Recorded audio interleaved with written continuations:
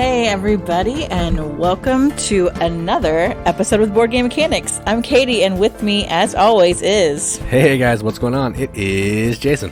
And we're back after our week sabbatical. Jason and I did not brave a hurricane. We were actually planning on going to Destin in Florida.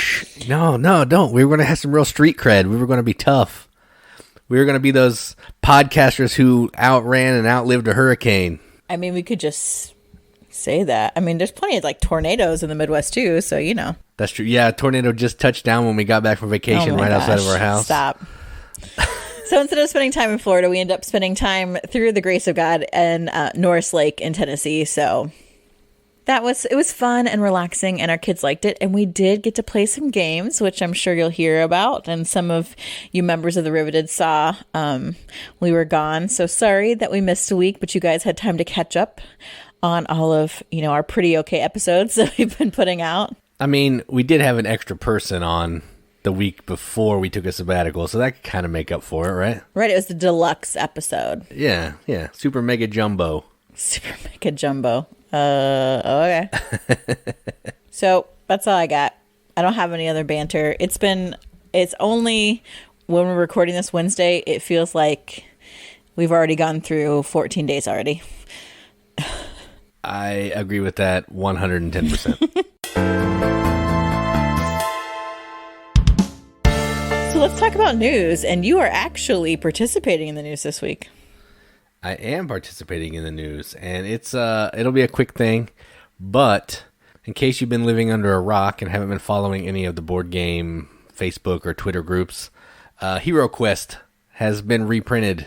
It's been out of print since like the 80s, and everybody was super pumped. There was this crazy mysterious announcement that popped up that said Hero Quest, and it gave a countdown, and then it was released, and basically Hasbro is doing a straight reprint of the 80s game with no rules changes, and it costs $100, and it's like $200 a ship to Canada.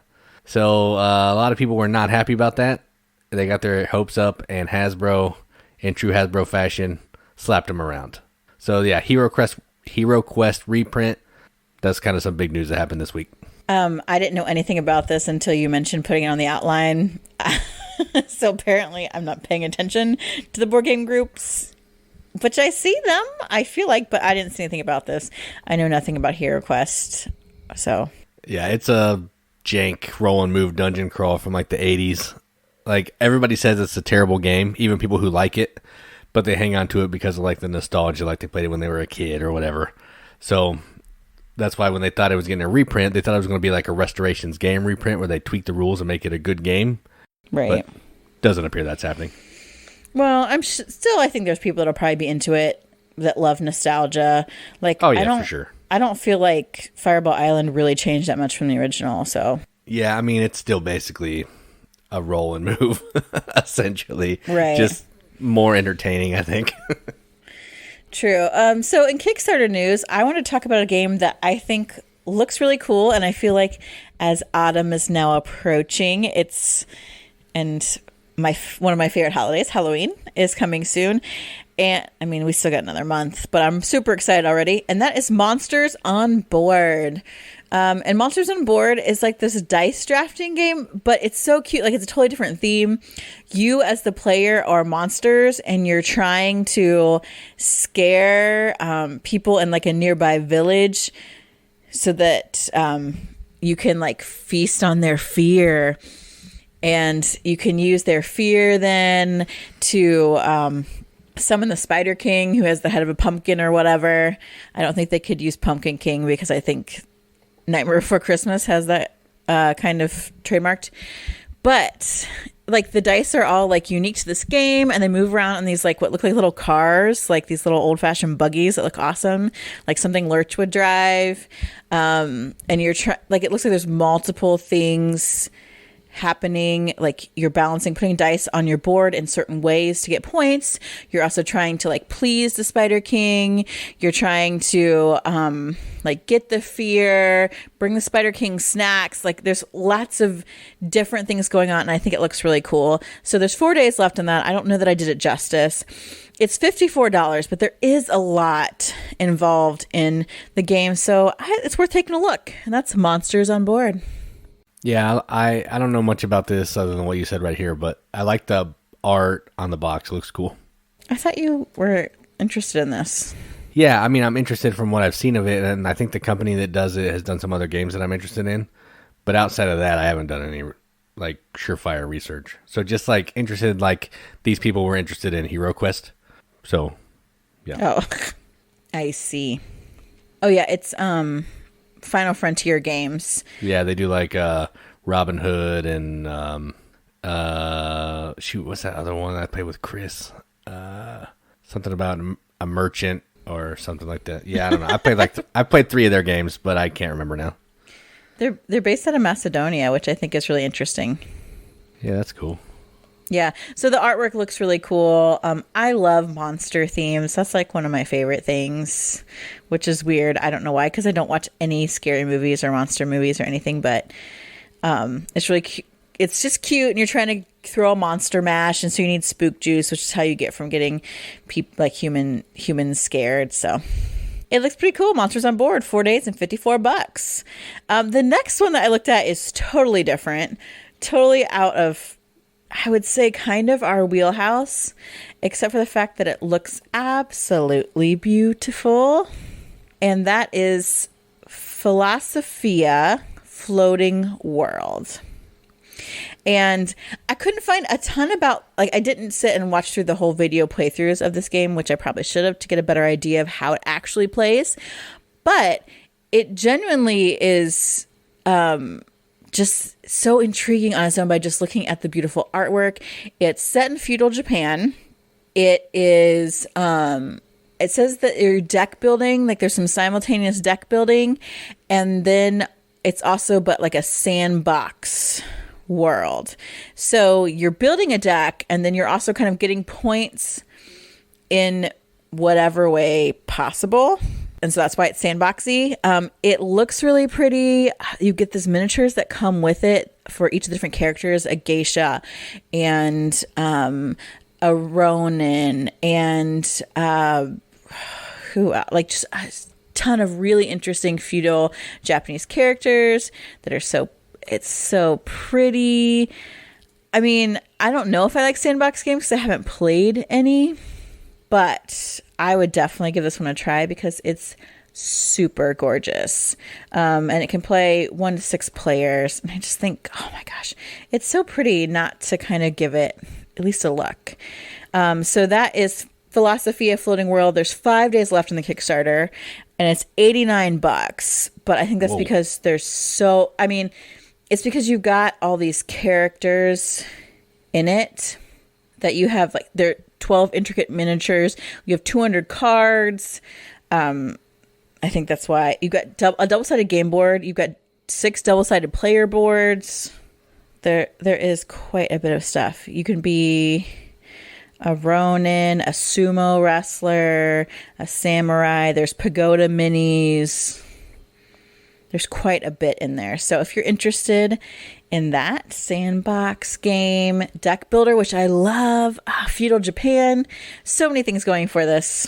Check that out on Kickstarter.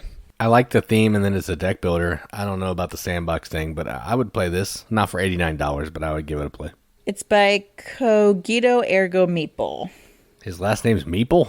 No, that's the name of, like, the company, I think. I was like, well, that's Cogito Ergo Meeple.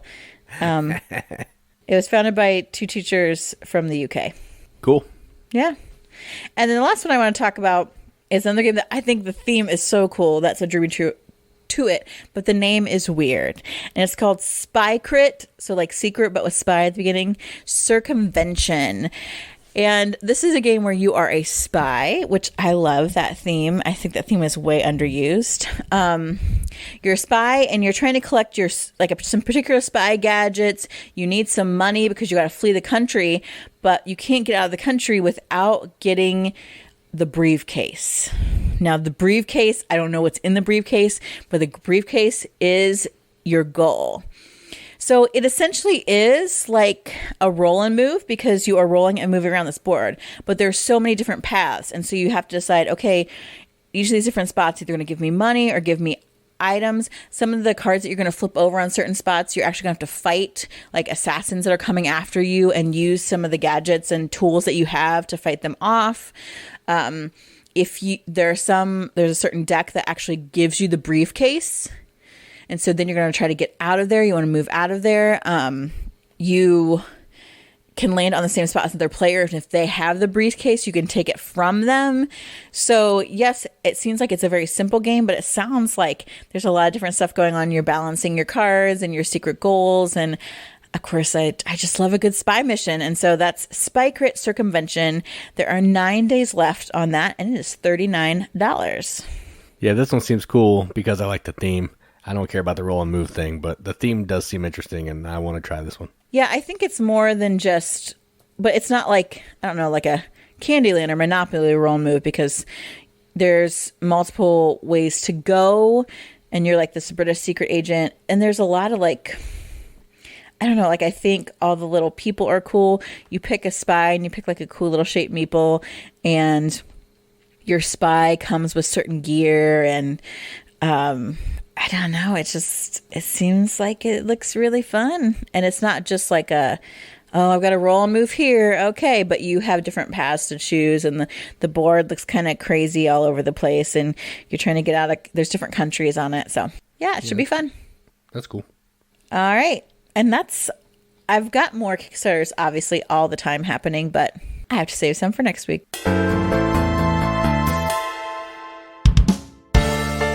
All right, well, let's talk about some of those games we played when we were riding out the hurricane or the tornado that was right next to our house. Or just sitting in the woods on the side of a mountain. Yeah, mostly that.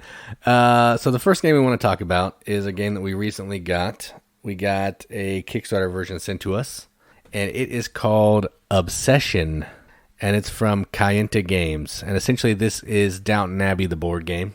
And I'm obsessed with it. Yeah, it's that theme. I can beat Katie every single time because she gets distracted by the flavor text and pretending that she's Mr. Bates or Anna or whatever. So if you don't know what this game is, it's kind of a worker placement game, sort of, but you're also kind of managing your servants because they have to run these events, which are basically going to be little tiles that you have like activities or setting up a room in your estate. And then you're also using your servants to go help out the gentry, which are the cards that you're going to be playing to go along with these tiles. So you're trying to maximize the ways you can use your servants to try to score the most points. You're also trying to court the Fairchild family so you can have the best type of theme, which is basically one of the colors of tiles. Whoever has the most points in that category at the end of so many rounds will get to win the favor of the Fairchilds. So, Katie, what did you think of this one? I'm obsessed with this game. And the fact that I've lost at it twice and still am obsessed with it shows how great. Actually, I've lost it 3 times. Yeah, I was going to say, don't forget that third time. Oh my gosh. By 1 point, though, I'm getting better. And I'm obsessed because there's so much. Like we played the base game twice, which is really fun, and I would play it again. And then we played with the expansion upstairs downstairs, which adds some other cool servants to work with, the cook and the hall boy, the useful man. And that gives you like this whole other dimension of, okay, not only am I setting up these activities for my people to do and seeing who should be invited to those, but then also like, am I using the appropriate servants and who do I have available and how can I maximize this turn? And there's just so many like cool ways to go about it. But I do get lost in the flavor text because I'm like, ooh, let's have afternoon tea. And I'm like, ooh, what does this lady do? Oh, yeah. Oh, she's a gossip. I don't want her to come. And then in like the last game we played, I got they have a few promo cards and Sherlock Holmes was in it, and I love him, and he like chases away all the unsavory people from your hand. Like it's so fun. And I think for me that's part of the fun is because I love that kind of a theme. Like I love that it is really immersive, and I know that the creator of the game really worked hard to make the theme really shine through. And I just, the way that it all works, with the flavor text works, with what servants help out different people, what servants are needed, how influence goes up and down. Oh, it's like being in the Regency era, and I just want to find Mr. Darcy and make beautiful romances happen. Like, it's so great. Yeah, I'm actually surprised there's not a Mr. Darcy character in there. There should be. I know. I feel, isn't that like public domain now? Yeah, I'm pretty sure Pride and Prejudice is. Yeah, because you got Sherlock Holmes. You could have Mr. Darcy in there. That would be cool. Yeah, I really like this game a lot. We played it 3 times. Every time I play it, I like it a little more. That upstairs, downstairs edition with just the extra servants that do crazy powerful things is amazing. But it makes turns go a little bit longer because you have more stuff to think about. And I think the game's maybe a little bit on the long side as it is, because it plays in about 2 hours with 2 people, which is pretty long, but it's still good. So this game is definitely one that's probably going to keep getting higher up on my list the more we play it. Yeah, and I think the more we play it, I think my awe with the flavor text will wear off for sure. And maybe I'll play better. But also, I think it's the more you play it, the easier you are to say, okay, here's the kind of strategy that I want to follow. And so you take your turns a little bit quicker because you're like, okay, here's the activity that's going to happen. Here's who I'm going to invite. Or, oh, I know I need to get more people invited to my estate, so I need to play these people. And so you kind of get those things like down a little bit more. And then I think that will make the time go by a little bit quicker. Right, yeah, I can see that. Yeah, great game, though. We'll have a video on our YouTube channel at some point that I think Katie's going to do, at least some of it. Oh, yeah, I really kind of want to, because I obviously love this video. I mean, you all saw how pumped I was at just the unboxing. So I think I do. I will try to be part of the review. I'm trying to be better about that, guys. All right, so let's talk about another game that, this kind of saddens me a little bit. But another game we played is the follow-up to Coimbra, and it's called Alma Mater. And, man, after one play, this was kind of disappointing. Yeah. So this is a game, it's a worker placement game where you're trying to, recruit students to come to your university. You're trying to recruit high reputation professors to come to your university to basically make your university the most prestigious university that it can be. Could I say university any more times? Probably. Maybe. So you're doing this through just worker placement. You're trying to get these different colored books, which are knowledge. You're going to be buying them from other players.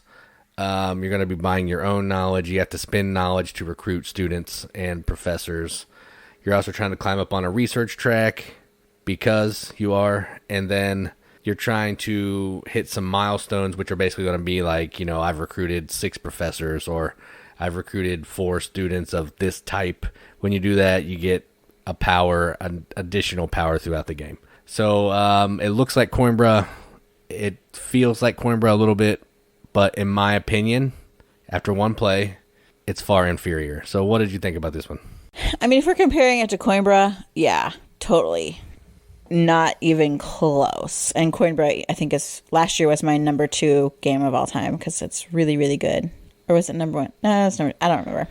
It was up there. High. It's my number 1. So yeah, either way, 1 or 2, it's still solid. It was really good. And I wanted a lot from Alma Mater, and I feel like there's a lot of potential there. But gosh, I don't know. Like, there's one thing for a game to be difficult, and I get that, but this one makes it like nearly impossible for you to be successful in any kind of way.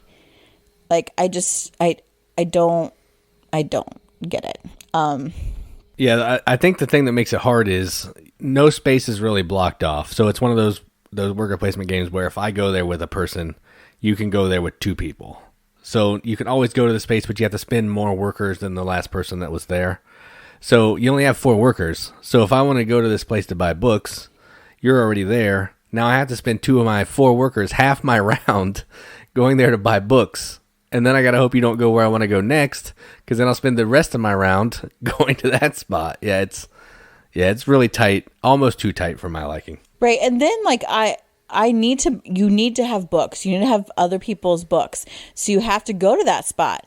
But then I also want you to buy my book so I get some money and I get some points. And so then if I get what I need to get, I could potentially keep you from doing what I need you to do too, which is like really frustrating. I just think maybe if there's another way to generate books, or if they gave you maybe like every round there was an income for books, that might be helpful. I mean, I didn't dislike the game. Like, I thought there was really fun elements to it. I like whooped you real bad at it. So obviously I feel pretty good about that, but it was almost too tight. But maybe I'm just not good enough to play it. I don't know. Yeah, and again, we played it at 2. So when you play it with 2, there's like this like Automa third player, because you have to be able to have 3 colors of books. And with 2 players, you're only going to have 2 colors of books. So you need to have, that third player in there to get those additional books. And that guy comes in and blocks off like 2 or 3 spots. So already makes it difficult right getting started, which is kind of rough, and I didn't love it. But so maybe with more players, it would feel different. I don't know. Yeah, I would definitely try it a couple other player counts just to see if that was the problem. Because I feel like we felt like Gugong was like, not good at 2. And then we played at 3 and we're like, ooh, this game is really good. So maybe I'm definitely willing to give it another go. Oh yeah, I'll play it again because I was super pumped. Like, we pre-ordered it the day it was able for pre-order. So like, I'm super pumped about it, and I was kind of disheartened a little bit when we played it. So yeah, me too. The last game that we played that was new. I mean, we played some other games. I really like this game, actually. And it's called Camp Pinetop from Talon Strikes Games. And it was a surprise. I didn't know we were getting it. And it showed up. And I'm like, look at how cute this little game is. And I actually saw James Hudson post a picture of it on a board game group saying, oh, look, I like something about Kickstarter fulfillments or something. And I'm like, hey, I got the game too. And it was a really cute game. So it's Camp Pinetop is basically where you're like a Boy Scout or a Girl Scout, and you have to earn your patches, and then you move up the different levels of Scout. I think you start as possum. As a possum, and you want to get to be a Badger Scout. Yes. So there's 4 different Scout levels, and so you have to complete certain amounts of badges to move up. And so you do that by moving your little campers around and playing cards. So it's got that idea of hand management, it almost like a Ticket to Ride style, where you're trying to fulfill, I guess, contract fulfillment for what each badge needs. If it needs, boating expertise, or I don't know what you call the different card elements, but you're using those. There's some wild ones, and you're playing them. And then as you earn badges, you also get special powers that kind of give you extra abilities and make the game a little bit easier, kind of soup up your turns, which I thought was really cool. So I thought this game was really cute. I really liked it. Yeah, I liked it too because, again, I win. But yeah, I know. The thing I like best about this is when you're moving, what patch or badge, whatever you call it, you move over onto the new tile is the badge that you're allowed to acquire by turning in cards. So there's more to movement than just moving around. You're actually trying to see which badge is available that you want to pick up. Do you need the circle? Do you need the square? Do you need the diamond? And then you're trying to go in that route to turn in the appropriate color cards to get that badge. It's a really cool game. It plays in, 30 minutes or so. It's real fast. It's cute, and I like it. Yeah, the only thing I don't like about it is the way you're like the first to get to the Badger level Scout, and I again prefer points based, but they at least give you different ways of getting to that particular Scout level, so I do like that. Yeah, it is unfulfilling. Like, when we were playing, I was like, oh, and the game's over because I just hit Badger. It's just unfulfilling because, it could be 5 rounds, it could be 8 rounds, you never know, and then, game over. So, yeah, I don't particularly love it, but I can usually win those a little better than points. Okay, and those are the games we played.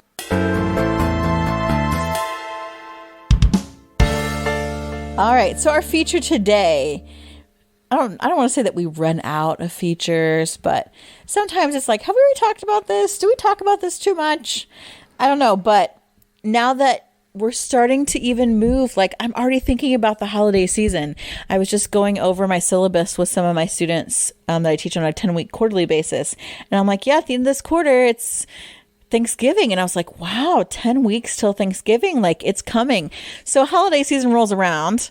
You're either A, getting gifts, or you're B, saying, what can I take to hang out with my family and play games? And generally what you pull out is a mass market game.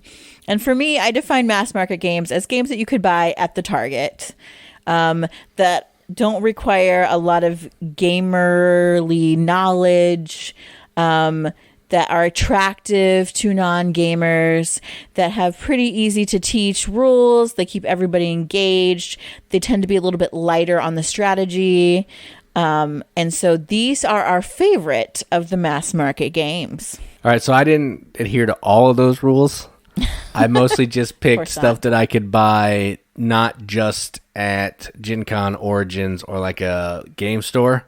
So if you could find it at Target, Barnes & Noble, Walmart, I don't know, any other store like that, then it's on my list. Because you said, like, not heavy strategy, and one of mine might be toeing that line. So I just wanted to say that I didn't follow those same rules exactly. All right, so the first one that I picked is a dice version of a card game, and it is called Sushi Roll.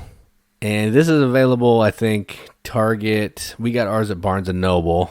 So it's definitely fits my criteria for this category. And it would probably fit Katie's criteria as well because it's an easy-to-teach game. So essentially what this is Sushi Go, which is a drafting game. But instead of having cards, you're having dice. So everybody's going to have some dice. You're going to roll them. You're going to have your little die on your little conveyor belt because I guess in some sushi places they move sushi on conveyor belts. And you're going to draft a die, then your conveyor belt's going to pass to the next player. So unlike Sushi Go, you can always see everything that's out there while the dice are moving around. So you have perfect information so you can kind of plan your moves a little better. But it still plays the same. The dice still have the cute little sushi figures on them. And it's still the same amount of time, easy to play, easy to teach. So first one I picked is Sushi Roll. I love Sushi Roll. I love Sushi Go because obviously they're Japanese themed and I love sushi and it's adorable. And yeah, we've taught this, like I kind of make the standard, my brother-in-law, my sister, and my sister's sister-in-law, like if they'll play it with us and we've taught it to them and they like it and pick up on it pretty easy and think about it for themselves, then I know it's a pretty good game for that entry level. I picked one that's maybe a little bit more complicated, actually, now that I look at this. But the theme is what's so accessible, and that is Villainous. Now, we only have the first iteration of Villainous, even though I've been chomping at the bit to get the other ones. I just don't know why we haven't, and I feel like you are the reason why, Jason. You're probably right. Yeah, you're probably right. Because I love the villains, man. I don't know if it's just my whole preoccupation with the bad boy, but I mean, I have always loved Maleficent. She is awesome. And so she's in the original and I love playing her character, but you've got different villains that have different goals. You have your own deck of villain like abilities that you're playing out of. Then you also have a hero deck that other people try to use then to play on you and your villain cards in order to try and make your goal of winning harder. So it's asymmetrical, which is kind of hard, I think, for newer players. But there are certain like characters that I think are easier that once you've seen, if you as a seasoned gamer can look at it and say, okay, this is a much more straightforward character with, this is what the goal is. Like Maleficent is you have to get 3, I honestly don't remember her goal for the life of me. Curses or something like that? Yeah, you have to get 3 curses played or something out there, 3 curse locations or something out on your board. So it's pretty straightforward. There are some that are a little more like Prince John. You have to get like 20 gold or something. So that makes it a little bit easier. And since it's not like simultaneous play, you as like a more experienced gamer can help other people play. But people really get into this because they love Disney and they love to see their favorite characters and play as their favorite characters. And there's like these awesome chunky pieces that you move around on your own board for your character that I am obsessed with. And the art is good. It's cool. There's pictures from the movies, so it's really nostalgic. So I think that's why it appeals to a lot of people. So my first one is Villainous. Yeah, I like this game. It doesn't. I mean, we have never played it at 2, but I don't think it would play well at 2. And I always feel like it plays a little too long. Other than that, I like it. Well, I think we've played it with people like for the first time. We've never had like repeat players, like someone who's like, oh yeah, I know how to play this, and we divvy up the characters. Like, I feel like that's where it would shine, because I would like to play this with actual gamers. Yeah, I guess that's probably true. We'll need to try it again. Yay. All right, so the next one that I picked is a 2-player only game, and it is from Mattel, actually, which is kind of weird. And it is available at Target for sure. I don't know where else, but I think you can find it most places. And it's called Spirits of the Wild. So we've talked about this game before. It's a little 2-player game where you're trying to collect these different colored stones to make like constellation shapes, I believe. I'm pretty sure. And you're going to do that by each player has the same like 6 cards, and you're going to flip a card to take an action. Like maybe you'll take 2 stones from the bag, and then you'll draw 1 from the bowl. Or you will steal 1 from somebody else, or you'll take the little fox token and block off a section of the other player's board, so they have to not focus on that section because they might be close to winning or something. It's a quick game. It's I kind of like the way it looks. It's just a simple board with some cool little like tokens that you're putting on, doing some set collection with colors, and I like it. So that's Spirits of the Wild from Mattel, and it's easy to teach, and the theme is kind of accessible because it's not like, goblins or demons. It's constellations. I mean, that's cool. Yeah, I only played this once, so I feel like I don't really remember it. But I know we've taught to several people, and it seemed easy for everybody to pick up. So, yeah, good choice. My next one is completely in the opposite direction of my first one, and it's almost more of a party game, and I love it, and Jason hates it. And that game is Monikers. To be fair, I've never played it, so I hate it just in principle. So now you can go ahead. So Monikers is, and there's several different versions of it, I've had people say, oh yeah, we play that with just pieces of paper, where it's in the box, there's just cards of people, and they're all types of people, from Red Shirt Guy in Star Trek to Marie Antoinette to Bill Gates to Teenage Mutant Ninja Turtles, all over the place. Pop culture kind of references, historical references, all of that. And you get into teams. Everyone picks, you get a hand of 10 cards. You pick 5 of them to make up a deck. And then you go back and forth over a course of 3 rounds to get the people on your team to guess the names on the cards. The first round, you say whatever you want to get them to guess. The second round, you can only say one word. And the last round, you do charades. I played this with some ladies at my church. They were hilarious at it. And all different ages, too. And that's what I think is great about it. Now, for some younger players, it might be difficult because they don't know who people are. But since you're playing on teams, other people that know can pick up that slack for them if you mix up the teams. And then once you've kind of you see the same cards in each of the 3 rounds. So you can kind of remember, oh yeah, we associated that person with this. I need to remember that for later. It's fun and funny and lighthearted, and I really love it. So that's Monikers. Yeah, I have nothing to say. So I'll just go ahead and move on to mine. You're a turd. Okay, so the last one I want to talk about is probably the heaviest one that I'll talk about. And it's available at Target for sure. I don't even know if it's available anywhere else, actually. But it will be. But I think it just might be Target for right now. And it is Pan Am. And it's from Prospero Hall and Funko. And this is essentially like Ticket to Ride amped up a little bit. So you're trying to collect different types of cards that give you cities to build different airplane routes from one city to another to get points. You're also going to be working to build some airports in a city because then you can use that city always as a connection to a route, and you never have to play a card. So the goal of the game is to have the most stock in Pan Am by the end of, I think, 7 rounds or something, and then whoever has the most stock is the winner. So there's a stock aspect to it, but really the main focus is building routes to get points to earn income so you can ultimately, at the end of the round, buy some stock. It's a cool game. It has really neat production. Like the little airplanes are really cool. The board is laid out really nicely. It's actually a pretty heavy game for a Prospero Hall game because most of their games are fairly simple, like, family games or, games you can play with non-gamers. But this one is a little bit above that, and I really like it. So that's Pan Am. I didn't play this. This reminds me of Airlines Europe. Yeah, it does a little bit. Which is okay. So, I'd probably play it, but I don't need to own it. It's better than Airlines Europe, in my opinion. But it has a similar type of feel. The last one that I want to talk about is probably the best mass market game I maybe have ever played. It's because it's so chill, it's so happy, it's so uplifting, and that is Bob Ross, The Art of Chill.